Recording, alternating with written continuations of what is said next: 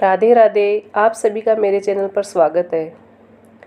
आज सुनेंगे कहानी भगवान पर भरोसा। बहुत समय पहले की बात है।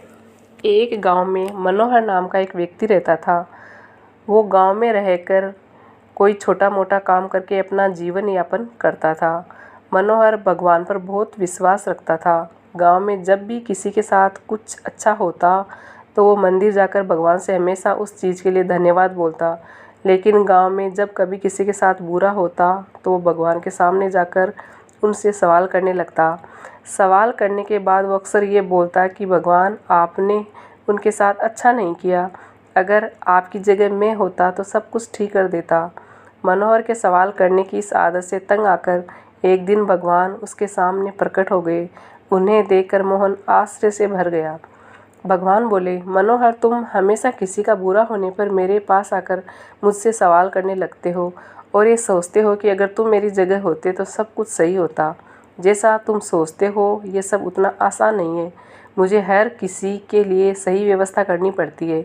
एक जगह पर खड़े रहकर धैर्य से लोगों की प्रार्थनाएं, सुख दुख, गुस्सा, ये सब सुनना और किसे क्या देना है या किसी से क्या लेना है, यह सब तय करना आसान नहीं होता। मनोहर बोला, प्रभु, आपका काम तो आसान ही है।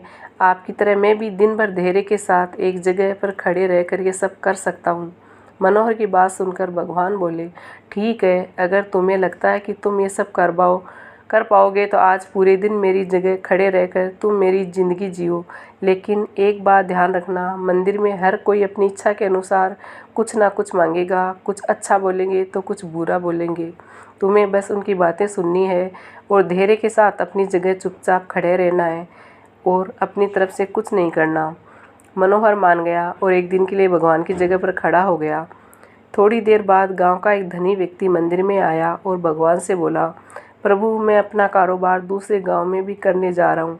आप मुझ पर अपना आशीर्वाद बनाए रखना। प्रार्थना पूरी करने के बाद जब वो धनी व्यक्ति भगवान के पैर छूने के लिए नीचे झुका तो उसकी जेब से पैसों की एक गड्डी गिर गई। उसने उस पर ध्यान नहीं दिया और चला गया।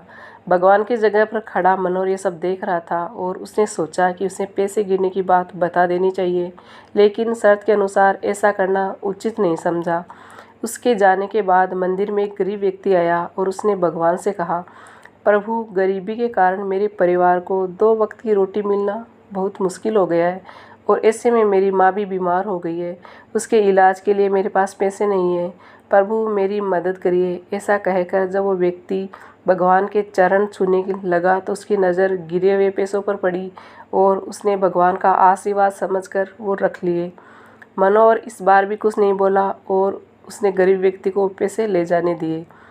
थोड़ी देर बाद मंदिर में एक व्यापारी आया जो समुद्र के रास्ते अपना व्यापार किया करता था। भगवान के पास आकर बोला, प्रभु, व्यापार की वजह से मैं 1 महीने के लिए समुद्र की यात्रा पर जा रहा हूँ। मेरी गैर हाजिरी में आप मेरे परिवार का ध्यान रखना और मेरी यात्रा को सुरक्षित बनाना। वो व्यापारी जैसे ही प्रार्थना पूरी करके मंदिर से निकलने लगा, इतने में वो धनी व्यक्ति पुलिस लेकर आ गया। उस व्यापारी की तरफ इशारा करते हुए बोला, मेरे बाद इस मंदिर में यही आया है और मेरे पैसों की गड्डी इसे ही मिली होगी। आप इससे पूछताछ करिए। उस व्यापारी ने पुलिस को काफ़ी समझाया कि वो गड्डी उसके पास नहीं है, लेकिन पुलिस ने उसकी एक ना सुनी और उसे पकड़कर ले जाने लगे। भगवान बने मनोहर ने ये सब देखा नहीं गया क्योंकि उसकी आंखों के सामने अन्याय हो रहा था। वो सोचने लगा कि अगर मैं अब भी कुछ नहीं बोला तो एक बेकसूर व्यक्ति को सज़ा मिलेगी और जो कसूरवार है वो आराम की ज़िंदगी जिएगा। ऐसा सोचकर मनोहर बोल पड़ा और उसने सारी बात बता दी। पुलिस उस गरीब व्यक्ति के घर गई और उससे पैसे लाकर धनी सेठ को दे दिए। व्यापारी को छोड़ दिया और वो समुद्र की यात्रा पर निकल गया। मनोहर इस बात से बड़ा खुश हुआ कि उसने गलत होने से रोक लिया और जो सही था वही किया।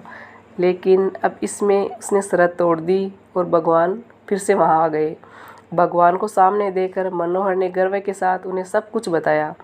मनोहर की बात सुनकर भगवान बोले, आज तुमने अपनी चुप्पी तोड़कर मेरी सारी योजना बर्बाद कर दी। तुम्हें नहीं पता कि उस धनी व्यक्ति ने गलत कामों से बहुत धन कमाया है। यदि उसमें से थोड़ा सा धन उस गरीब की मदद में लग जाता तो उस धनी व्यक्ति के पाप कम हो जाते।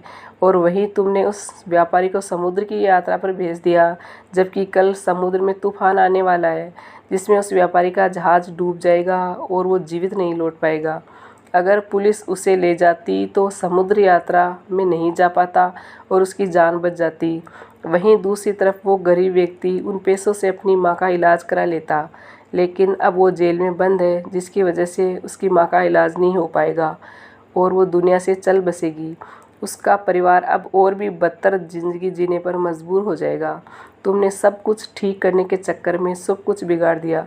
ये सब सुनकर मनोहर को एहसास हो गया कि जो भी ऊपर वाला करता है उसमें किसी न किसी का भला ही होता है और दूसरों के लिए एक सीख होती है।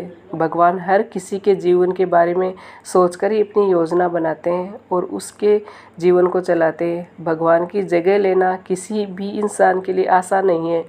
मनोहर ही मन बहुत दुखी हुआ और उसने भगवान से माफ़ी मांगकर वहाँ से चला गया। जिसके भाग्य में जितना होता है उसे उतना ही मिलता है।